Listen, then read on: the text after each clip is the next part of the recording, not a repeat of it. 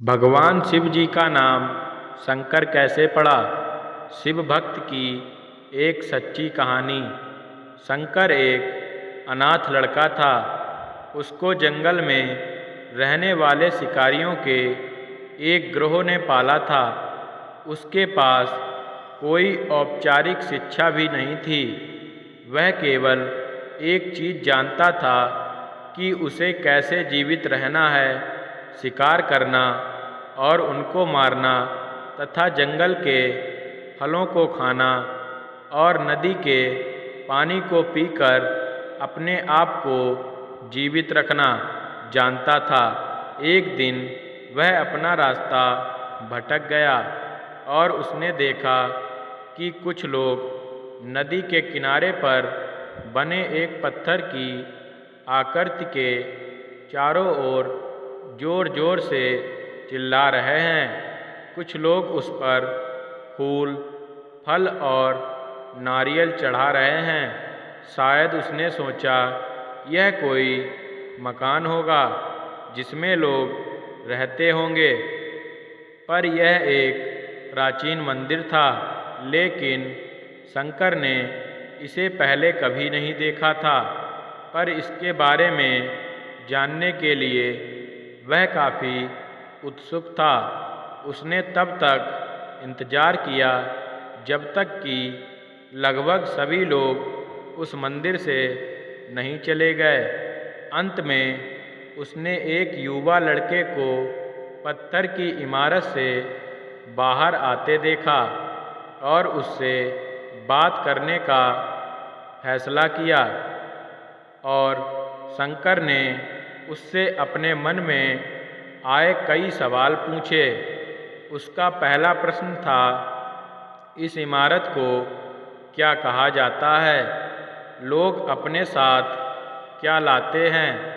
फिर उन चीज़ों को अंदर वाली इमारत में क्यों छोड़कर वापस आ जाते हैं? चीज़ों को अपने साथ लाना और उन्हें अंदर छोड़कर वापस चले जाने पर वह लड़का शंकर की अज्ञानता व मासूमियत पर बहुत ही हैरान था और उसके सवालों से चकित भी था।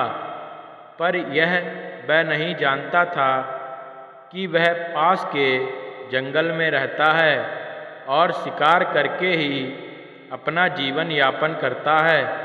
लेकिन फिर भी उसने उसके सवालों के जवाब देने की पूरी कोशिश की। उसने शंकर को बताया, यह भगवान शिव का मंदिर है। लोग यहाँ उन्हें फल और फूल चढ़ाने आते हैं। वह शिव भगवान से जो चाहते हैं वह मांगते हैं और शिव उनकी सभी की प्रार्थनाओं को सुनते हैं। यह सुनकर शंकर तुरंत मंदिर जाना चाहता था। लड़के ने उसे अंदर का रास्ता दिखाया और शिवलिंग के बारे में बताया। शंकर ने मासूमियत से लड़के से पूछा, यह शिवलिंग क्या चीज़ है और हमें क्या देता है? लड़के ने बताया, हम शिव से जो मांगते हैं वह हमें दे देता है। हम सब ऐसा मानते हैं। लड़के ने कहा, अब अंधेरा हो रहा है, अब मुझे घर जाना होगा। और वह शंकर को वहीं अकेला छोड़कर चला गया। शंकर ने झिझकते हुए मंदिर में फिर से प्रवेश किया। वह एक कोने में बैठ गया और सोचा, एक पत्थर किसी को वह कैसे चीज़ दे सकता है जो वह चाहते हैं। इसलिए उसने इसका परीक्षण करने का फैसला किया और उसने पत्थर की प्रतिमा से कहा, हे शिव, कृपया मुझे पर्याप्त शिकार करने दें ताकि मैं भूखा ना रहूं। मेरे पास आपको चढ़ाने के लिए कोई फल या फूल नहीं है, लेकिन यदि आप मुझे शिकार देते हैं तो मैं उसे आपके साथ साझा करूँगा। मैं वादा करता हूँ कि मैं आपको धोखा नहीं दूँगा। उसने घोषणा की। अगली सुबह शंकर शिकार करने गया। उसने पूरे दिन शिकार की तलाश की, लेकिन उसे कोई शिकार नहीं मिला। वह भूख से तिलमिला रहा था। वह काफ़ी निराश हो गया क्योंकि उसे कोई शिकार नहीं मिला था। दोपहर हो चुकी थी। अब उसे लगने लगा कि मंदिर के लड़के ने उससे झूठ बोला था। फिर भी उसने शिकार जारी रखा। जैसे ही शाम हुई, उसने 2 खरगोशों को अपने बिल में से आते देखा। शंकर ने उन खरगोशों को मार डाला क्योंकि उसने शिव भगवान से वादा किया था कि वह अपने शिकार को साझा करेगा। वह मरे हुए खरगोशों में से एक के साथ मंदिर गया। देर हो चुकी थी और मंदिर सुनसान था। शंकर ने मंदिर में प्रवेश किया और जोर से कहा, कृपया आओ और अपना हिस्सा ले लो प्रभु, आपके लिए मैं लाया हूँ।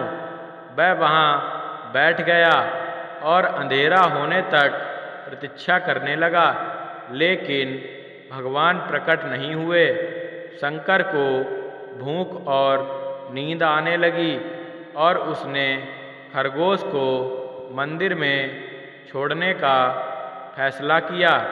अगली सुबह जब लोग मंदिर पहुँचे तो उन्हें शिवलिंग के सामने मरा हुआ खरगोश मिला। भक्त बहुत परेशान थे। यह यहाँ कौन लाया है? उसने हमारे मंदिर को अपवित्र करने की हिम्मत कैसे की? उन्होंने खरगोश को बाहर फेंक दिया। अगले दिन शंकर अपनी भूख मिटाने के लिए जंगल में शिकार करने गया, लेकिन इस बार उसकी किस्मत अच्छी नहीं थी और उसे शिकार भी नहीं मिला। उसने सोचा, आज रात को मंदिर जाना चाहिए और शिव से पूछना चाहिए कि उनको खरगोश का भोजन कैसा लगा। शंकर यह पूछने के लिए मंदिर गया। जब वह मंदिर पहुंचा तो उसके आश्चर्य का कोई ठिकाना न रहा। उस रात मंदिर में लोगों की काफ़ी भीड़ थी। शिवरात्रि की रात थी, लेकिन अबोध शिकारी लड़के को इस बारे में कुछ भी नहीं पता था। शंकर ने चारों ओर देखा और उस युवा लड़के को देखा जिसने उसको मंदिर के अंदर शिव से प्रार्थना करने के लिए कहा था, क्योंकि उसे इतने सारे लोगों के आसपास रहने की आदत नहीं थी। उसने वहीं रुकने का फैसला किया और पास के एक बेल के पेड़ पर चढ़ गया। यह एक लंबा इंतजार था और समय बिताने के लिए उसने पेड़ से पत्ते तोड़कर जमीन पर फेंकना शुरू कर दिया।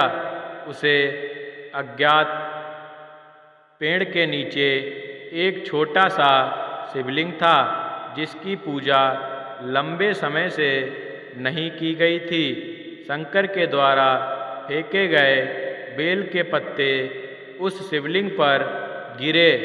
शंकर भजनों से मंत्रमुग्ध हो गया और धीरे धीरे साथ गाना और पंचाक्षरी मंत्र का जाप करना शुरू कर दिया। रात भोर में बदल गई और सभी भक्त मंदिर से चले गए। शंकर पेड़ से उतरा और मंदिर में प्रवेश किया। उसने देखा कि शिवलिंग की आँखों पर लाल निशान थे, वह कुमकुम के थे जो लोगों ने लगाए थे।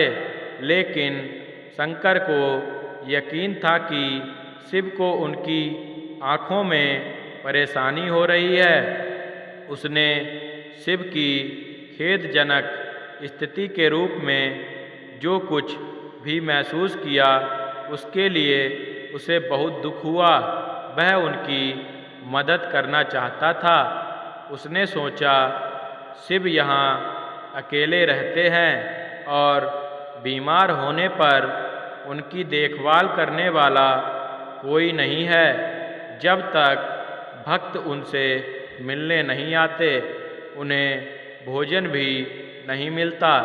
शंकर ने एक रात पहले भक्तों को शिवलिंग पर जल चढ़ाते देखा था। प्रभु को ठंड लग रही होगी, शायद वह काँप रहे हैं। उसने सोचा, आखिरकार वह केवल पत्तियों से ही ढके हुए हैं। तो उसने शिव से पूछा, मेरे स्वामी, मैं आपकी क्या मदद कर सकता हूँ? शायद कुछ खाना या दवा। मैं आपकी सेवा कैसे कर सकता हूँ? शिव ने उसे कोई उत्तर नहीं दिया। शंकर ने सोचा, भगवान वास्तव में बहुत बीमार हैं, क्योंकि वह अब तक उत्तर देने में असमर्थ हैं।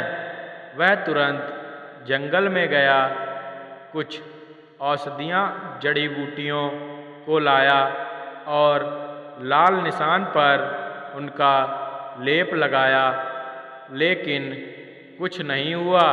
उसने कहा, लगता है कि यह अंधे हो गए हैं। मुझे प्रभु को अपनी एक आँख देनी चाहिए ताकि वह ठीक हो जाएं। यह निश्चित रूप से उन्हें खुश कर देगा। उसका दिल पवित्र था और उसने वहाँ शिव के हाथ में रखे त्रिशूल को उठाया और त्रिशूल को अपनी दाहिनी आँख की ओर ले गया और अपनी आँख को निकालने का प्रयत्न किया। शंकर अनपढ़ था, उसे मंत्रों या पूजा के उचित तरीकों का कोई ज्ञान नहीं था, लेकिन उसकी भक्ति की कोई सीमा नहीं थी। जैसे ही वह अपनी आँख निकालने वाला था, शिव जी ने अपनी पत्नी पार्वती के साथ प्रकट हुए। उन्होंने पार्वती से कहा, इस भक्त शंकर ने अनजाने में शिवरात्रि पर उपवास किया, बेल के पत्तों से मेरी पूजा की और साबित किया कि उनका दिल बेदाग व पवित्र है। मैं अपने इस भक्त पर काफ़ी प्रसन्न हूँ। शिव भगवान ने शंकर से कहा, तुमने मुझे अपनी मासूमियत के कारण जीत लिया है। प्रभु ने मुस्कुराते हुए कहा, लोग मुझसे हर समय झूठे वादे करते रहते हैं और कुछ न कुछ मुझसे मांगते रहते हैं, पर जैसे ही उन्हें मुझसे मांगी चीज़ मिल जाती है तो वह मुझे भूल जाते हैं। दूसरी ओर तुमने मेरे साथ एक सच्चे इंसान की तरह व्यवहार किया और यह वास्तव में बहुत ही दुर्लभ है। अब से तुम मेरे इस संसार में सबसे बड़े भक्त माने जाओगे और तुम्हारा नाम मेरे साथ सदा जुड़ा रहेगा। तुम कई सदियों तक जीवित रहोगे। इस बात को कहकर भगवान शिव व माँ पार्वती अंतर्ध्यान हो गए। तभी से लोग शिव के साथ शंकर भी लगाने लगे। जय शिव शंकर। अगर आपको हमारी वीडियो अच्छी लगी हो तो आप हमारे चैनल सोलू स्टोरी को सब्सक्राइब करें और कमेंट में जय शिव शंकर अवश्य लिखें। धन्यवाद।